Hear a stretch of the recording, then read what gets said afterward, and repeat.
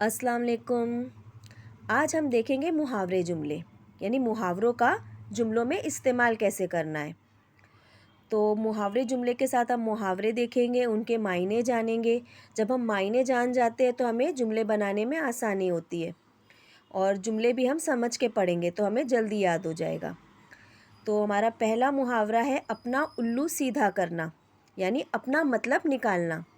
इसका जुमला है, कुछ लोग बस अपना उल्लू सीधा करने के लिए लोगों से दोस्ती करते हैं। यानी कि कुछ लोग जो हमें लगता है कि हमारे दोस्त हैं, मगर वो सिर्फ अपना मतलब निकालने के लिए, अपनी कोई ज़रूरत पूरी करने के लिए हमसे दोस्ती करते हैं। हमारा दूसरा जुमला है, आज के ज़माने में कौन अपना है और कौन अपना उल्लू सीधा कर रहा है कहना मुश्किल है। यानी इतनी बनावट आ चुकी है कि हम नहीं समझ पाते हैं कि कौन हमारा अपना है और कौन बस हमसे अपनी ज़रूरत, अपना मतलब पूरा कर रहा है। हमारा दूसरा मुहावरा है अपने पाँव पर खड़ा होना, यानी अपनी जिम्मेदारी खुद संभालना। इसका जुमला है, आजकल तालीम हासिल करके लड़कियां अपने पाँव पर खड़ी हैं। यानी आजकल तालीम हासिल करके लड़कियां मुलाजमत हासिल कर रही हैं या कोई भी हुनर सीख रही हैं और अपने पाँव पर खड़ी हैं, यानी अपनी जिम्मेदारी, अपनी ज़रूरतें खुद पूरी कर रही हैं। और हमारा दूसरा जुमला है, अकबर को मुलाजमत मिल गई, अब वो अपने पाँव पर खड़ा है। यानी अकबर को मुलाजमत मिल गई, अब वो अपनी जिम्मेदारी उठा रहा है, खुद संभाल रहा है। हमारा अगला मुहावरा है अपने पैरों पर कुल्हाड़ी मारना। असल में कुल्हाड़ी नहीं मारना होता है, इसका मतलब होता है कि अपना नुकसान खुद कर लेना। तो हमारा जुमला जो है, आयशा ने आगे तालीम हासिल करने से इनकार करके खुद अपने पैरों पर कुल्हाड़ी मार ली। यानी कि अपना नुकसान खुद कर लिया। अगर वो तालीम हासिल करती तो ज़रूर उसके लिए फ़ायदा होता। हमारा दूसरा जुमला है, अच्छी खासी मुलाजमत छोड़कर चाचा ने अपने पैरों पर कुल्हाड़ी मार ली। यानी चाचा ने मुलाजमत छोड़ दी, जिसकी वजह से उन्होंने खुद अपना नुकसान कर लिया। यानी लगी बंधी जो आमदनी आ रही थी वो उनके हाथ से अब चली गई। हमारा अगला मुहावरा है अपना राग अलापना। इसके मायने हैं अपनी ही कहे जाना। अब ये तो इसी से समझ में आ जाता है कि अपनी ही कहे जाना यानी किसी और को कहने का मौका ना देना या इतना कहना कि सामने वाले की कुछ ना सुनना।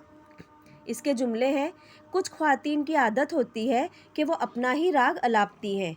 यानी वो कंटिन्यूअस बातें करी जाती है और सामने वाले को कुछ कहने का मौका ही नहीं देती।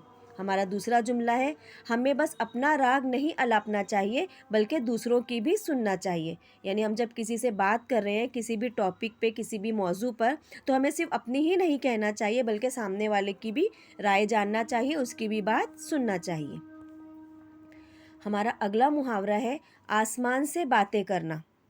इसका मतलब ये नहीं है कि पागलों की तरह हम आसमान की तरफ देखें और बातें करें। इसका मतलब है निहायत बुलंद होना, यानी बहुत ऊंचा होना, बहुत ज़्यादा होना। आसमान का कब लफ्ज़ इस्तेमाल करते हैं? आसमान सबसे ऊंचा है, यानी ऊंचाई पर है ना आसमान, तो उसका मतलब निहायत ऊंचा होना। अब ज़्यादा होना, तो क्या चीज़ ज़्यादा होना? हम ये कह सकते हैं कि घमंड ज़्यादा होना, गुरूर ज़्यादा होना, अकड़ ज़्यादा होना किसी के मिजाज में। तो अब हम इसके जुमले देखते हैं। शहरों में इमारतें आसमान से बातें करती हैं। यानी कि शहरों में इमारतें इतनी बुलंद, इतनी ऊंची होती है कि यूँ लगता है कि वो आसमान से बातें कर रही हैं। हमारा दूसरा जुमला है, रमज़ान का महीना आते ही चीज़ों की कीमतें आसमान से बातें करने लगती हैं। यानी रमज़ान का महीना आते ही चीज़ों की कीमतें बहुत ज़्यादा हो जाती है। हमारा तीसरा जुमला है, मेरी पड़ोसन का मिजाज आसमान से बातें करता है। जो मैंने आपको समझाया था कि ज़्यादा होना, तो क्या ज़्यादा होना? अकड़ ज़्यादा होना, मगरूर होना, घमंड ज़्यादा होना। तो ये जो तीसरा जुमला है इसमें यही चीज़ बताई गई है कि मेरी पड़ोसन का मिजाज आसमान से बातें करता है, यानी उसका घमंड बहुत ज़्यादा है। हमारा अगला मुहावरा है आस्तीन का सांप होना, यानी दोस्ती के पर्दे में दुश्मनी करना। हमारा जुमला है, मैं बरसों से जिसकी दोस्ती का दम भरता रहा वही मेरी आस्तीन का सांप निकला। यानी मैं जिसे अपना दोस्त समझता रहा, मुझे बाद में पता चला कि वो तो मेरा दुश्मन था, मुझसे हसद करता था, मुझसे कीना रखता था। हमारा दूसरा जुमला है, बाज़ औक़ात हम जिस पर भरोसा करते हैं वही हमारी आस्तीन का सांप निकलते हैं, यानी वही हमें धोखा दे देते हैं। हमारा अगला मुहावरा है, इस कान से सुनना और उस कान से निकाल देना। और इसको यूँ भी कहते हैं कि इस कान से सुनना और उस कान से उड़ाना या उड़ा देना। इसके मायने हैं बिल्कुल ध्यान ना देना या बिल्कुल बात ना मानना। अब ये ज़्यादातर नसीहत के फॉर्म में आता है कि जब हमें कोई नसीहत करता है, हमें कोई सीख देता है तो हम लापरवाही से सुनते हैं, यानी हम ध्यान ही नहीं देते कि सामने वाले ने हमसे क्या कहा। तो इसका जो जुमला है, मेरा भाई मेरी अम्मी की हर नसीहत इस कान से सुनकर उस कान से उड़ा देता है, यानी बिल्कुल बिल्कुल उस पर अमल नहीं करता है, बिल्कुल उस पर ध्यान या तवज्जो नहीं देता है कि अम्मी क्या नसीहत कर रही हैं। और हमारा दूसरा जुमला है, बड़ों की बातें इस कान से सुनकर उस कान से उड़ाने वाले खसारे में यानी नुकसान में रहते हैं।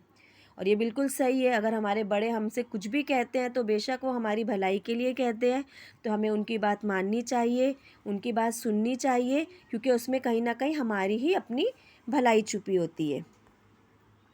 बहुत बहुत शुक्रिया।